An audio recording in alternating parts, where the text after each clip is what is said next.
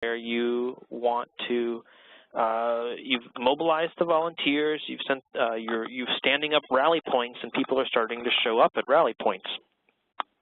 At the rally point, you probably have a rally point manager, and as people arrive, they're going to want to see a roster of who they should expect to arrive.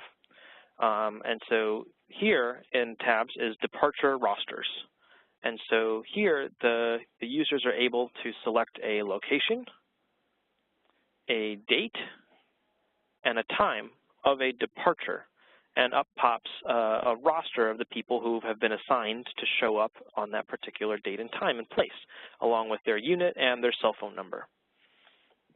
Assigned to Erie County, accommodations, Erie Responder Shelter 2. The location will be automatically generated here.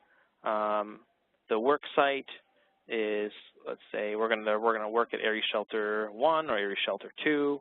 Again, the worksite location appears, and Neil, we can see his qualifications are he's non-medical, so we're going to put him as line staff.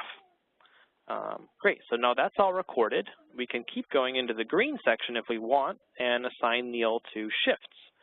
So Neil, we can still see his name here, is arriving on the 14th, if we recall. So let's say we're going to give him 1 day of spare time because he's getting in on the evening on the 14th. So we're going to have him work the 15th. And we have an option of shifts, day shift. Second one is going to be on the 16th, day shift, et cetera, et cetera.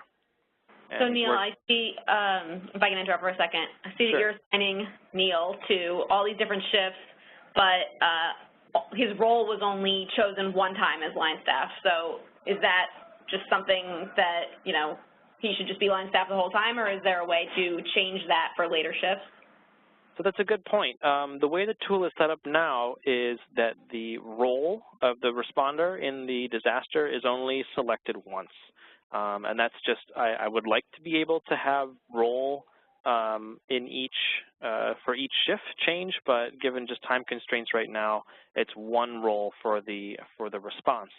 Now, you could change this mid deployment if you wanted. It's just as simple as going in and changing it. And that way, on that particular day, the worksite roster, it would show that he's a vaccinator.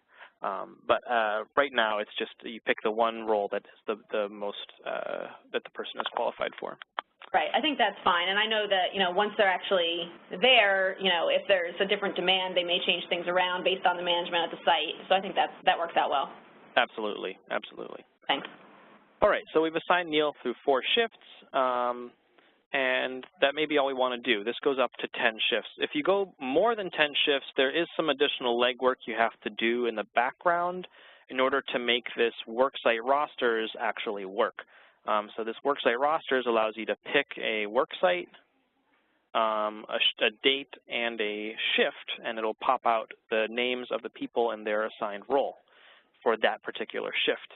So if you do want to add more than 10 shifts, you will have to do some additional legwork in the background, which is detailed in the instructions tab at the very bottom. However, just remember that these shifts don't have to be 12 hours. They could be a day. They could be a week is one quote-unquote shift.